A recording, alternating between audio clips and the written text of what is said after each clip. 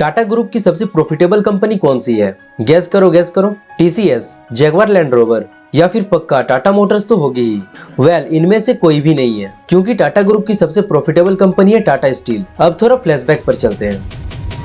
देखो, बात ऐसा है कि अंग्रेज उस वक्त बिल्कुल भी नहीं चाहते थे कि टाटा जैसी कंपनी अपना खुद का प्लांट बनाए, लेकिन उस वक्त पर 3 ऐसी मजबूरियां थी जिसके कारण उनको ना चाहते हुए भी टाटा स्टील को अपनाना पड़ा। जिसमें पहला मजबूरी तो ये था that the real profit was not in steel production. अंग्रेजों को ये पता था कि असली प्रॉफिट स्टील बनाने में नहीं है, उन स्टील से बनी गई रेलवे लाइंस को स्टेब्लिश करने में है। क्योंकि अंग्रेजों का काम था ट्रेडिंग, और ट्रेडिंग में जो सबसे पावरफुल चीज चाहिए होती है वो होती है ट्रांसपोर्टेशन। इसलिए अगर रेलवे लाइंस होगी तो वो अपनी ट्रेड को बहुत जल्दी एक्सपेंड कर पाएंगे। सिंपल वर्ड में इंडिया को जल्द से जल्द लूट सकते हैं। उसके बाद आती है ये दूसरी मजबूरी, जो की थी importing steel was very bad idea. देखो, अगर अंग्रेज लोग चाहते तो वो लोग आराम से ब्रिटेन से स्टील को इंपोर्ट कर सकते थे, लेकिन ऐसा इसलिए नहीं करते थे क्योंकि पहली बात तो ये बहुत ही महंगी थी, दूसरा ये बहुत ही ज्यादा कॉम्प्लिकेटेड था, तो इसमें टाइम बहुत ही ज्यादा लगता था। बहुत ही दुख के साथ कहना पड़ रहा है, मगर सच तो यही है कि उस वक्त टाटा ग्रुप इनडायरेक्टली अंग्रेजों की ही गुलामी कर रही थी। बस बात ये थी कि ये लोग थोड़ा कॉर्पोरेट स्टाइल फॉलो करते थे, तो बाहर से देखने से ऐसा पता ही नहीं लगता था। मगर ये पूरा गेम बदलता है जब ये तीसरी मजबूरी आती है, वो था वर्ल्ड वार 1।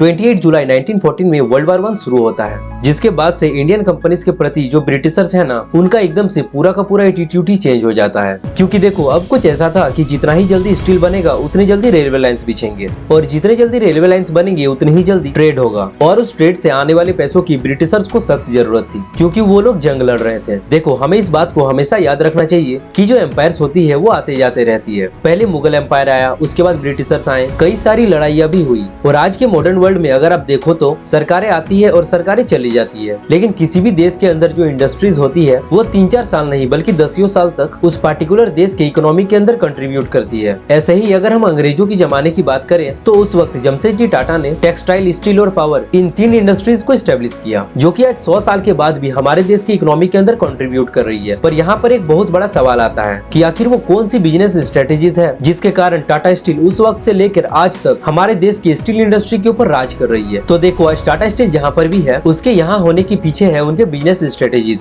उनका एक स्ट्रेटेजी है work planning model. Tata steel ने साल 1984 के अंदर $180 मिलियन खर्च करे और अपने ऑप्टिमाइजेशन प्रोजेक्ट को लॉन्च किया, जिसके अंदर वो अपने प्रोडक्शन फैसिलिटी को सबसे पहले मॉडर्नाइज किए, जिससे फायदा ये हुआ कि कंपनी ने अपनी स्टील मेकिंग कैपेसिटी को इंक्रीज कर लिया। अब उनकी कॉस्ट बहुत कम आने लगी। लेकिन इन सारी चीजों के बावजूद एक चीज थी जिसको अगर सही तरीके से नहीं करा जाता तो टाटा स्टील बर्बाद हो जाती, और वो चीज थी लेबर कंपनी रिलेशंस। देखो, जो स्टील इंडस्ट्री है वो एक बहुत ही ज्यादा लेबर इंटेंसिव इंडस्ट्री है। आज अकेले टाटा स्टील के अंदर ही 40,000 से ज्यादा लोग काम करते हैं, लेकिन पता है साल 1911 से लेकर आज तक टाटा स्टील में एक बार भी लेबर स्ट्राइक नहीं हुई, और यही सब चीजों के कारण आज तक टाटा स्टील इतने अच्छे से सर्वाइव कर रही है। अगर आप अभी तक देख रहे हो तो ये वीडियो आपको अच्छा लगा होगा। वीडियो को लाइक करके चैनल को सब्सक्राइब करिए, और अगर आपको जानना है कि कैसे स्टार्टअप फाउंडर आपको लूट रहे हैं तो राइट वाली वीडियो पर जल्दी क्लिक करिए।